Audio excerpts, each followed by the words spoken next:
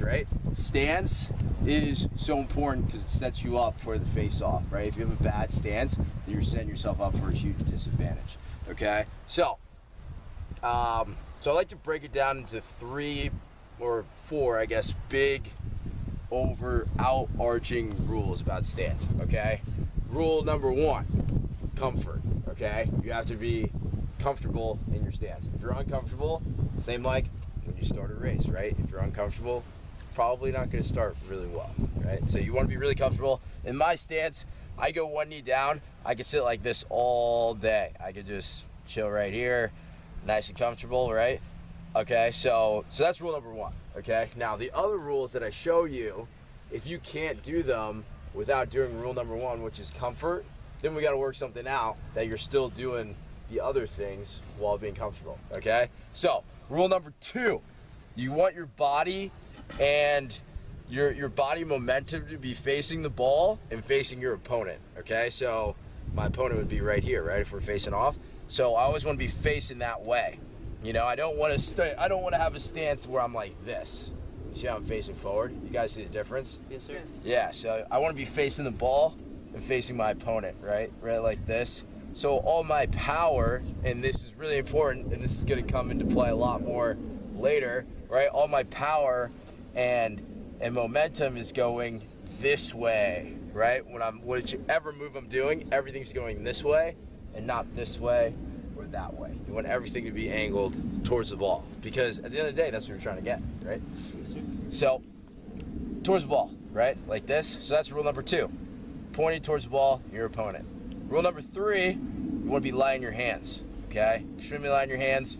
If you're too heavy on your hands, you're not going to be able to move fast, okay? So that's point number 1 to that question of I want to be faster on the whistle.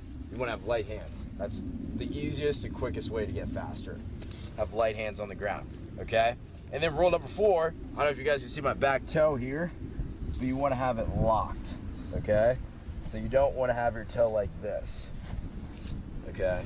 And that's going to get into our footwork and being able to get up and exit, okay?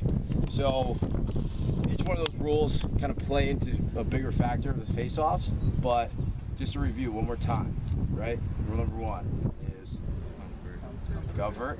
Rule number 2, facing the ball, right? Facing the ball, facing your opponent. Rule number 3, Light hands. light in your hands. Toe lock is rule number 4. Okay?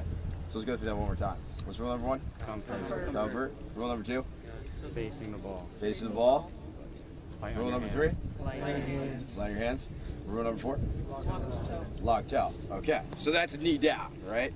So I heard you guys want to learn a few different stances, right? So this is a stand-up stance, okay? And these are really the only 2 stances I recommend doing, okay? I wouldn't recommend doing anything else because once you stray from these, then you're either not going to be comfortable or you're not going to be doing any other of the 4 rules, okay? So as long as you keep those 4 rules into play, it doesn't really matter how your stance looks, but knee down or stand up is definitely the 2 most effective, okay?